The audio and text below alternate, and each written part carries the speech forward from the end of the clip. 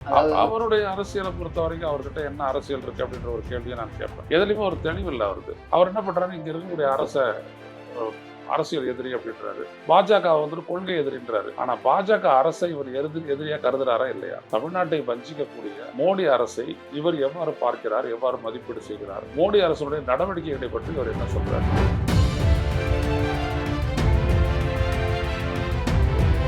ஒரே நாளில் 3 மாவட்டங்களை கவர் பண்ண போறதா சொல்றாங்க. அதுல எந்த அளவு விஜயுடைய பேச்சு இருக்குன்னு நினைக்கிறீங்க? அவரால் பேச முடியும்? இல்லை, அது பேச முடியாதுன்றது ஒன்றும் இல்லை. அவர்கிட்ட இருக்கக்கூடிய புரிதலை பொறுத்து தான் எல்லாமே. ஒரு விஷயம் அவர் புரிஞ்சுக்கிட்டு பேசணும். சும்மா அப்படியே இவங்க பண்ணிட்டாங்களா, அது பண்ணிட்டாங்களா, அப்படி பெண்களோட நான் நிற்கிறேன், பெண்களுடைய நிலைமை என்ன கேட்குதா, இந்த மாதிரி பேச்செல்லாம் வந்துட்டு தமிழ்நாட்டில் எடுபடவே.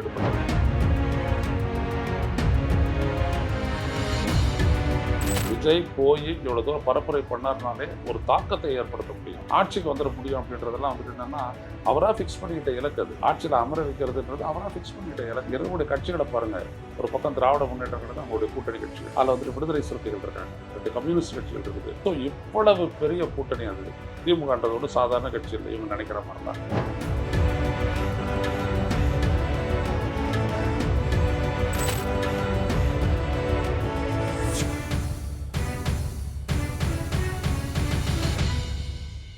வணக்கம் சார். வணக்கம்.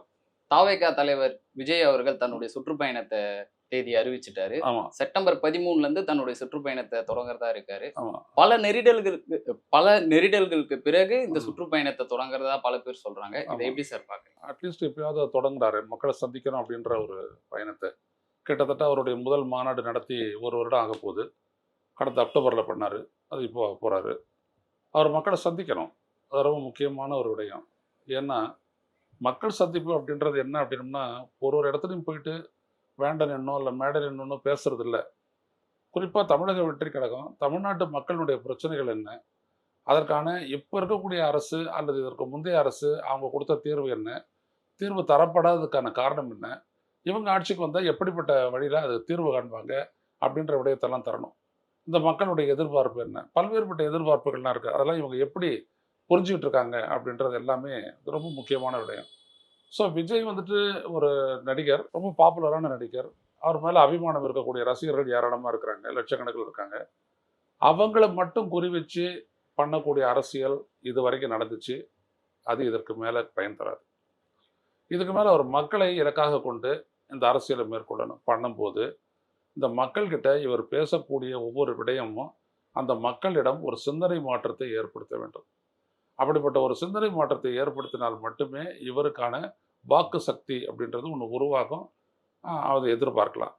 அப்படி இல்லாமல் அவர் வந்துட்டு இப்போ இந்த கடைசி மாநாட்டில் பண்ணது மாதிரி ஒரு விமர்சனத்துக்கு பதில் சொல்கிறது, நான் அப்படியே இவ்வளோ பெரிய வேலையெல்லாம் விட்டுட்டு இவ்வளோ வருவாய் தரக்கூடிய ஒன்றத்தை விட்டுட்டு வந்துட்டேன் அப்படின்னு சொல்கிறது, அல்லது கதையெல்லாம் சொல்கிறது, அப்புறம் இந்த உணர்ச்சி பெருக்கால வந்துட்டு விமர்சிக்கிறது, இதெல்லாம் விட்டுட்டு பிரச்சனைகள் அப்படின்ற ஒரு இடத்துல இருந்துட்டு அவர் வந்துட்டு மக்களினுடைய பிரச்சனைகளை பற்றி அவர் அணுகணும், பேசணும், மக்களை இம்ப்ரெஸ் பண்ணணும், அவங்கள திருப்திப்படுத்தணும். அதான் ரொம்ப முக்கியம். அது எந்த அளவுக்கு அவர் செய்கிறாருன்றதை பொறுத்து. இன்னொன்று என்னென்னா, ஒவ்வொரு சனிக்கிழமையும் தான் அவர் சந்திக்க போகிறாரு அப்படின்ட்டு அது ஒரு பக்கத்தில் நிறைய விமர்சனங்களை கொண்டு வந்தாலும் கூட என்னை பொறுத்த வரைக்கும் அது பரவாயில்லன்றேன். ஏன்னா ஒரு சாட்டர்டேல ஒரு 3 மாவட்டங்களுக்கு போகிறேன் அப்படின்றாரு. 3 மாவட்டங்களில் எத்தனை இடத்துல பேச போகிறாருன்னு தெரியல. அட்லீஸ்ட் 3 மாவட்டங்களையும் ஒரு இடம் 3 இடம் வச்சுக்கிட்டாலும் கூட அந்த 3 மாவட்டங்களையும் பேசக்கூடிய பேச்சுக்களுக்கு அடுத்த 3 மாவட்டங்கள் பேசக்கூடிய பேச்சுக்கு பெருத்த ஒரு வேறுபாடு இருக்கணும். அப்போ அதுக்கான ஒரு ப்ரிப்பரேஷன் தேவை. அப்போ ஒரு 5 நாள் நடுவில், திங்கள் முதல் வெள்ளி வரை, அந்த 5 நாளில் அவங்க நல்லா அவர் தயாரிப்பு செஞ்சுக்கிட்டு அவர் ஒரு மற்றவங்களாம் இருக்கிறாங்களே பேசுகிறதுக்கு, மற்றவங்களாம் எப்படி பேசுகிறாங்க அப்படின்றது விஜய்க்கே தெரியும். அது பெரிய விமர்சனத்துக்கு உள்ளாகலை, பெரிய கிண்டலுக்கே ஆளாச்சு. அந்த மாதிரி அவங்க பேசுகிறாங்க. அவங்களெல்லாம் பேச விட்டாங்கன்னா அது வேறு விடயம், எல்லாமே ஒன்றும் இல்லாத போயிடும். அதனால் விஜய் தான் பேசி ஆகணும், சுத்தமாக பேசி ஆகணும், தெளிவாக பேசி ஆகணும், விளக்கத்தோடு பேசி ஆகணும். எனவே அந்த 5 நாள் இடையில ஒவ்வொரு தடவையும் இடைவெளி கூட்டுறது ரொம்ப சரியானது அப்படின்னு தான் நான் நினைக்கிறேன். இந்த பிரச்சாரத்தின் மீதும் நிறைய விமர்சனங்கள் இருக்கு, அவருடைய அரசியல் நிலைப்பாடு கொண்டும் நிறைய விமர்சனங்கள் இருக்கு. அவருடைய அரசியலை பொறுத்த வரைக்கும் அவர்கிட்ட என்ன அரசியல் இருக்கு அப்படின்ற ஒரு கேள்வியை நான் கேட்பேன். எதுலையுமே ஒரு தெளிவில்லை அவருக்கு. அவர் என்ன பண்றாரு, இங்க இருக்கக்கூடிய அரசியல் எதிரி அப்படின்றாரு, பாஜக வந்துட்டு கொள்கை எதிரின்றாரு. ஆனா பாஜக அரசை இவர் எதிரியா கருதுறாரா இல்லையா? தமிழ்நாட்டை வஞ்சிக்கக்கூடிய மோடி அரசை இவர் எவ்வாறு பார்க்கிறார், எவ்வாறு மதிப்பீடு செய்கிறார், மோடி அரசுடைய நடவடிக்கைகளை பற்றி அவர் என்ன சொல்றாரு. அவ்வப்போது சில விடயங்கள் ஆரம்பத்தில் அவர் வந்துட்டு பார்த்தீங்கன்னா நீட்லலாம் ரொம்ப கடுமையாக இந்திய ஒன்றிய அரசை எதிர்த்தாரு, எல்லாம் பண்ணார். ஆனால் சிஐஏ போன்ற விடயங்கள் எல்லாம் எதிர்த்தாரு. அதுக்கப்புறம் பார்த்தீங்கன்னா ஒப்புக்கு வச்சு ஒரு ஸ்டாண்ட் எடுக்கிறாரு, நிலைப்பாடு எடுக்கிறாரு, அவ்வளோதான். இப்போ உதாரணத்துக்கு வந்துட்டு இந்த முஸ்லீம்கள் தொடர்பான வக்ஃப் ப்ராப்பர்ட்டி தொடர்பாக இந்திய ஒன்றிய அரசுக்கு எதிரான ஒரு நிலைப்பாடு எடுத்தார், போராட்டம் கூட நடத்துகிறாங்க. அதனால ரொம்ப தெளிவு வேணும். ஏன் ஏன் அந்த நிலைப்பாடு எடுக்கிறேன், எதற்காக இந்தியாவுடைய அரசமைப்பு அனைவருக்குமானதுன்னு சொல்லுது அப்படின்ற பல்வேறுபட்ட விடயங்களை விளக்கி அதற்கான காரணத்தை சொல்லி அவர் எதிர்க்கணும். அதை விட்டுட்டு நான் தமிழ்நாட்டில் தான் அரசியல் நடத்துகிறேன், எனக்கு வந்துட்டு ஸ்டாலின் தான் எதிரி, மாமா தான் எதிரி அப்படின்னு சொல்லிட்டு இவர் பேசிட்டு போனாருன்னு வச்சுக்கோங்களேன், அது எடுபடாது, நிச்சயம் எடுபடாது. ஏன்னா இங்கே தமிழ்நாட்டில் பாஜக ஆர்எஸ்எஸ்க்கு எதிரான ஒரு அரசியல் நிலை இருக்குது மக்கள் மத்தியில். அதை நீங்கள் எப்படி பார்க்குறீங்கன்றதை பார்க்கணும். அதை அப்படியே தட்டி கழிச்சுட்டு நீங்கள் போனீங்க அப்படின்னா அதே மாதிரி இன்னொரு இடத்தையும் சொல்லணும்.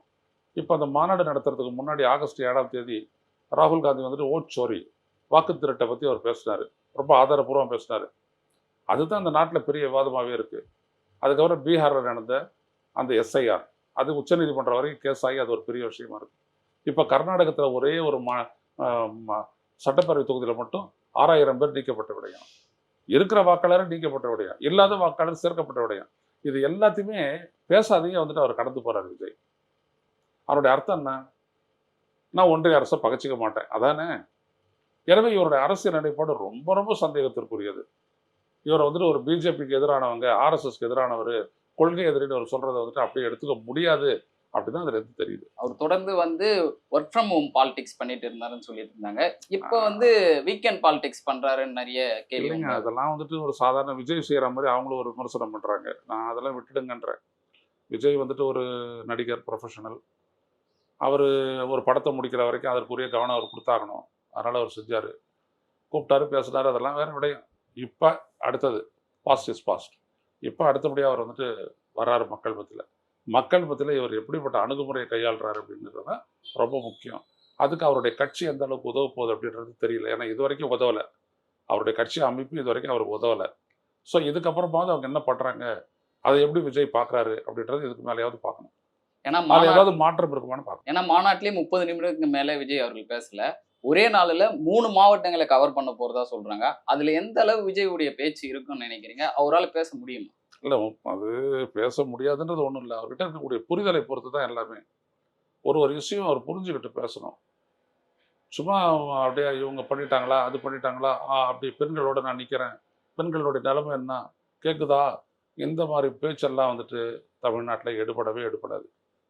உங்களுடைய ரசிகர்கள் முன்னாடி வந்து நிற்க போகிறாங்க, அவங்க விசில் அடிக்க போகிறாங்க, கைதட்ட போகிறாங்க, ஓன்னு கத்த போகிறாங்க. அதெல்லாம் எந்த விதமான மாற்றம் இல்லை. ஆனால் தமிழ்நாட்டு மக்கள் அவங்க பார்க்குற இந்த அரசை பார்க்குற விதம் வேறு, அரசனுடைய நலத்திட்டங்கள் அவங்களை எப்படி தொடுதுன்றது வேறு. அப்போ அந்த இடத்துலேருந்து இவர் பேசணும். அதையெல்லாம் விட்டுட்டு சும்மா அந்த ரசிகர்களை சினிமாவில் டைரக்ட் பேசுகிற மாதிரி இங்கேயும் பேசுகிறார் அப்படின்னா அவருடைய அரசியல் எடுபடாது. இந்த பிரச்சாரம் மக்கள் மத்தியில் எந்த அளவு தாக்கத்தை ஏற்படுத்தும்? மக்கள் செல்வாக்கு விஜய்க்கு கூடும்னு நினைக்கிறீங்களா?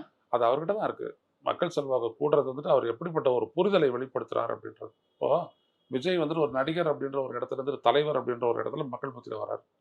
அப்போ ஒரு தலைவருக்குரிய புரிதல், ஒரு ஆளுமை அவர்கிட்ட இருக்கா அப்படி தான் பார்ப்பாங்க. ஏன்னா அவருக்கு 50 வயசுக்கு மேலே இருக்கலாம், அது வேறு விஷயம். ஆனால் அரசியலை பொறுத்த வரைக்கும் அவர் வந்துட்டு ஒரு இப்போ தான் என்டர் ஆகிருக்கிறாரு, புரிதுங்களா, ஜுவனைல் தான்.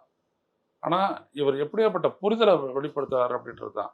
இப்போ ஏற்கனவே இருக்கிற கட்சிகள் சொல்கிற மாதிரி கச்சத்தை மீட்டெடுங்கள், மீனவர்களை காப்பாற்றிடுங்கள், விவசாயிகளை காப்பாற்றிடுங்கள், இந்த கதையெல்லாம் கூடாது. நீங்கள் ஆட்சிக்கு வந்தால் என்ன பண்ணுவீங்க, எப்படி இந்த பிரச்சனையை தீர்ப்பீங்க அப்படின்னு சொல்லணும். நீங்கள் என்ன சொன்னீங்க, தமிழக அரசை பார்த்து எத்தனை காலம் தான் ஏமாற்றுவார் இந்த நாட்டிலேன்ட்டீங்க. நீங்கள் ஆட்சிக்கு வந்தால் என்ன பண்ணுவீங்க, நீங்கள் எப்படி நீட்டை நீக்குவீங்க, அதை நீங்கள் இப்போ வந்துட்டு சொல்ல முடிய நேரம் வந்துடுச்சு. எனக்கு ஓட்டு போட்டிருக்கேன் நான் நீக்கிடுவேன் அப்படின்னு சொல்ல முடியாது உங்களால். ஏன்னா இது சட்டமன்றத்தில் நிறைவேற்றப்பட்ட ஒரு சட்டம், அது வந்துட்டு கவர்னரால் முடக்கப்பட்டு குடியரசுத் தலைவருக்கு அனுப்பப்பட்டிருக்குது. நீங்கள் என்ன நிலைப்பாடு எடுப்பீங்க, இதை தாண்டி வேறு எந்த வழியில் அது தீர்வு காணுவீங்க அப்படின்றத நீங்கள் சொல்லணும். இன்னும் பல்வேறுபட்ட விடயங்கள் இருக்குது. ஒரே நாடு ஒரே தேர்தல், அது ஏன் கூடாதுன்னு நீங்கள் ஏற்கனவே சொல்லியிருக்கீங்க. ஏன் கூடாதுன்றது மக்கள் மத்தியில் விளக்கணும். அப்போ பேசுறதுக்கு நிறைய இருக்குது 30 நிமிஷத்தில்.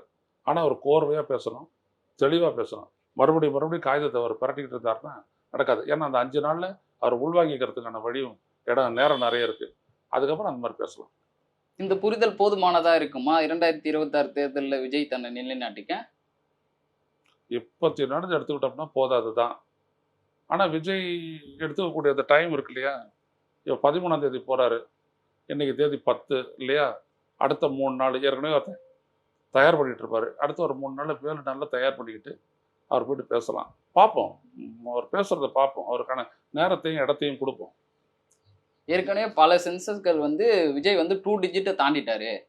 இப்போ போய் பேசினார்னா அவருடைய வாக்கு சதவீதம் 30 தொடரலாம் சொல்றாங்க. உண்மையிலேயே அது 30% எட்டுமா? அந்த அளவு விஜய் பேசுவாரா? அதெல்லாம் காது குத்துறது, இதெல்லாம் வந்துட்டு எம்ஜிஆர் வச்சுக்கிட்டவங்களாம் நினைக்கிறாங்க பல விஷயங்களை.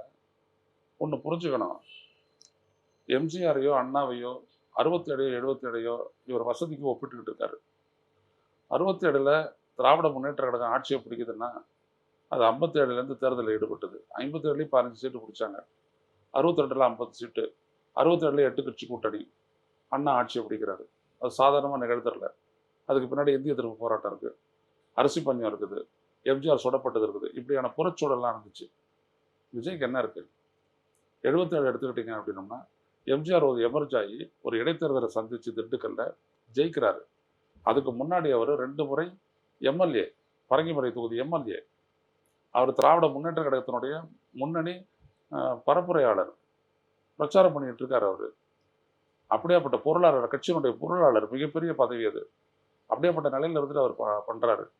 ஸோ அவரை வெளியில் தூக்கி போடுறாங்க. ஸோ அவருக்கான அனுதாபம், காமராஜர் இறந்துடுறாரு, அந்த இடத்துல இருக்கக்கூடிய மக்கள் அவருடைய வாக்காளர்கள் இவருக்கு மாறி போடுறது, இதெல்லாம் சேர்ந்து தான் வந்துட்டு எம்ஜிஆர் ஜெயிக்கிறாரு. அப்படி விஜய்க்கு வந்துட்டு புற சூழல் அப்படின்றது எந்த இடத்துலையும் அவருக்கு இல்லை. விஜய் தொடர்பான ஒரு புறச்சூழலே இங்கே இல்லை. விஜய் கட்சி ஆரம்பிச்சார், அவள் தான். இதை வச்சுட்டு 30% வரும் 40% வரும் அப்படின்னு நினச்சிக்கிட்டாங்கன்னா அவன் நினச்சிக்கிறலாம். ஆனால் நினப்பு குழப்பம் கெடுத்துரும். அவர் 66 70 77 தேர்தலை முன்னிறுத்துறாரு. அந்த தலைவர்கள் போலவே தானும் ஆட்சிக்கு வருவோன்னு அவர்களுடைய தொண்டர்கள்லாம் சொல்றாங்க. நிஜமாவே அதுக்கு வாய்ப்பு இருக்கா? அவருக்கே ஒரு புரிதல் இல்லை, அப்புறம் என்ன அவர் தொண்டர்கள் சொல்றது? அதெல்லாம் சாத்தியம் இல்லைங்க. விஜய் போய் இவ்வளோ தூரம் பரப்புரை பண்ணார்னாலே ஒரு தாக்கத்தை ஏற்படுத்த முடியும், ஆட்சிக்கு வந்துட முடியும். அப்படின்றதெல்லாம் வந்துட்டு என்னன்னா அவராக ஃபிக்ஸ் பண்ணிக்கிட்ட இலக்கு. அது ஆட்சியில் அமர வைக்கிறதுன்றது அவராக ஃபிக்ஸ் பண்ணிக்கிட்ட இலக்கு. இங்கே இருக்கக்கூடிய கட்சிகளை பாருங்க, ஒரு பக்கம் திராவிட முன்னேற்ற கழகம் அவங்களுடைய கூட்டணி கட்சிகள், அதில் வந்துட்டு விடுதலை சிறுத்தைகள் இருக்காங்க, 2 கம்யூனிஸ்ட் கட்சிகள் இருக்குது, ஒரு முஸ்லீம் முன்னேற்ற கழகம் இருக்குது, அதில் ஒரு தமிழக வாழ்வுரிமை கட்சி இருக்குது, இன்னொரு முஸ்லீம் கட்சி இருக்குது. ஸோ இவ்வளவு பெரிய கூட்டணி அது. திமுகன்றதோடு சாதாரண கட்சி இல்லை இவங்க நினைக்கிற மாதிரிலாம். இன்னொரு பக்கம் அஇஅதிமுக, அது ஒரு பெரிய கட்சி. பிஜேபியை விட்டுருங்க, தமிழ்நாட்டில் அது வந்துட்டு ஓவாபி அதுக்கு. அது இல்லாத பாட்டாளி மக்கள் கட்சி இருக்குது. இன்னொரு பக்கம் நாம் தமிழர் கடுமையை எதிர்த்து பரப்புரை பண்ண போகிற சீமான் இருக்கிறாரு. அப்புறம் அது இல்லாமல் நீங்கள் பார்த்தீங்கன்னா இன்னும் பல கட்சிகள் இருக்குங்க லோக்கல் இன்ஃப்ளூயன்ஸோட. அப்போ இவங்களெல்லாம் தாண்டிட்டு இவர் வந்துட்டு 10% ஓட்டு வாங்கினார்னு பெரிய விஷயம். அந்த நிலையில தான் அவர். இந்த பிரச்சாரத்துக்கு அப்புறம் விஜய்க்கு கூட்டணி அமையறதுக்கு வாய்ப்பு இருக்கா? அவருடைய பேச்சை பார்த்து மற்ற கட்சிகள் பரவாயில்ல, இவர் நிலையான தலைவரா இருப்பாரு. இவர் பேசுறது சரியா இருந்து மக்கள் கிட்ட அது வந்துட்டு ஒரு அதிர்வை ஏற்படுத்திச்சு அப்படின்னா நிச்சயமா அவரோட கூட்டணி சேர பல கட்சிகள் முன் வரலாம். எந்தெந்த கட்சிகள் கூட்டணி வர அதெல்லாம் சொல்ல முடியாதுங்க. இப்போ இருக்கிற சூழல்ல பார்த்தீங்க அப்படின்னோம்னா அதிமுகக்குள்ள ஒரு பெரிய குழப்பம் இருக்குது. அதிமுக பிஜேபி கூட்டணியிலேயே ஒரு குழப்பம் இருக்குது. ஒருவேளை அந்த கூட்டணி கூட உடையலாம். எடப்பாடி அப்படி தனியாக பிரிச்சுட்டு வந்துட்டு இவரோட கூட்டணி சேரலாம். இவரும் அதுக்கு தயாராக தான் இருக்காரு. அப்படி ஏதாவது ஒன்று ஆகலாம், வாய்ப்பு இருக்கு. இன்னொரு பெரிய விமர்சனமும் இருக்கு, 6 மணிக்கு மேலே விஜய் வந்து வெளியவே வரமாட்டாரு அப்படின்னு சொல்லிட்டு. இல்லைங்க, அதை பற்றி எனக்கு தெரியாது. நான் அதை பற்றி கருத்து சொல்ல விரும்பல. ஏன்னா ஒரு தனி மனிதருடைய வாழ்க்கை அது. 6 மணிக்கு என்ன பண்ணுறாரு, 10 மணிக்கு என்ன பண்ணுறாருன்னு தாண்டி பொது வாழ்க்கையில் வந்துட்ட பிறகு எந்த நேரமாக இருந்தாலும் அவைலபிலிட்டி இருக்கணும்ல, மக்களை சென்று சந்திக்கணும். அவர் பொது வாழ்க்கையில் எந்த பொறுப்பு வந்தார்? அவர் இன்னும் தலைவர் பொறுப்பே சரியாக செய்யலை. கட்சி ஆரம்பிச்சுட்டாரு, மாநாடு நடத்திட்டாரு. ஆமாம், ஒன்றும் இல்லை. அவர் ஒன்றும் ஒரு புரிதலை காட்டவே இல்லை இது வரைக்கும் ஒரு புரிதலை காட்டலை. அதான் சொல்கிறேன்னா இந்த நாடு முழுவதும் பெரும் பிரச்சனையாக இருக்கிறது வந்துட்டு வாக்கு திருட்டு. அது சாதாரண விடையில்லை, ஜனநாயக உரிமை. அதை பற்றி அவர் கண்டுக்கவே இல்லையா, அந்த கட்சியே பேசலையா? இவர் பேச திறந்த பரவாயில்ல, இவரோட கட்சியே பேசலை. அப்போ என்ன அர்த்தம்? அதுக்கு பிஜேபியை டச் பண்ண வேணாம் அதான அர்த்தம். அப்போ உங்களுடைய அரசியலில் எங்கே இருக்குது துணிச்சல் இருக்குது? தெளிவும் இல்லை, துணிவும் இல்லை. அப்படி எப்படி நீங்கள் அரசியல் நிலைக்க போறீங்க? அப்புறம் இதுவே இல்லைன்னும் போது 6 மணிக்கு மேலே இருந்தான்னா இல்லாட்டி என்ன? இந்த போக்கு சரிதானா விஜய் அவர்கள்? தப்புன்னு தானே சொல்கிறேன். தப்புன்னு தானே சொல்கிறேன். நீங்கள் ஒரு இஷ்யூலையும் நீங்கள் வந்துட்டு ஆழமாக போய் அதில் நல்லது கெட்டது தெரிஞ்சு இது எதுக்கு மக்களுக்கு சாதகமானதா, மக்களுக்கு விரோதமானதா, மக்கள் நலனுக்கு உகந்ததா இல்லையா அப்படின்றத எடுத்து சொல்லி மக்களை நீங்கள் வந்துட்டு அடிக்கடி நீங்கள் அந்த ஒரு தொடர்பில் வந்துட்டு அவங்கள ஒரு விழிப்புணர்வை ஏற்படுத்திக்கிட்டே இருக்கணும் மக்கள் பற்றி. ஏன்னா உங்களுக்கு ஒரு ஈர்ப்பு இருக்குது. சாதாரண மக்கள் கூட விஜய் என்ன சொல்கிறாருன்னு கேட்பாங்க. அப்போ நீங்கள் சரியாக சொல்லணும். எதையுமே சொல்லாத, இல்லை சொல்கிறத தப்பாக சொன்னீங்க, புரிதல் இல்லாத சொன்னீங்க, சொல்லாதே போயிட்டீங்கன்னா உங்களை கண்டுக்க மாட்டாங்க. இது நிச்சயமா 4 முனை போட்டியா இருக்குமா அல்லது மும்முனை போட்டியா இருக்குமா? அது பியூர் அரசியலுங்க. அதை வந்துட்டு நம்ம பார்க்கணும். இப்போது பிஜேபி அஇஅதிமுக கூட்டணி நிலைக்குமா அப்படின்ற கேள்வி தான் இன்றைக்கி பெருசு. ஏன்னா இன்றைக்கி மோதல் வந்துட்டு அமித்ஷாவுக்கும் எடப்பாடிக்குமான மோதல் அந்த ஷீட் ஷேரிங்கில் வருது. ஸோ இந்த மோதல் வந்துட்டு அந்த கூட்டணியை உடைக்கலாம். இப்போ எடப்பாடியும் தாவேகா கிட்ட வருவார், தாவேகாவும் அதிமுக கிட்ட போய் சேர்ந்துக்கலாம். அப்போ வந்துட்டு பார்த்தீங்கன்னா அது ஒரு பெரிய ஒரு மாற்றம். அப்போ நீங்கள் சொல்கிற மாதிரி 1, 2, 3 அது அப்படிலாம் நாம் தமிழர் கட்சி அது 4வது இடம், 4க்கு முனை போட்டி நடக்கலாம். இல்லை அது வேறு விதமாகவும் 5வது இதுவாகவும் போகலாம். ஆனால் இது ஒரு வாய்ப்பு இருக்கு. அதிமுகவுடன் விஜய் சேர்றதுக்கு ஒரு வாய்ப்பு இருக்கு. பல்வேறு கேள்விகளுக்கு விடை இருக்குது. நன்றி. நன்றி.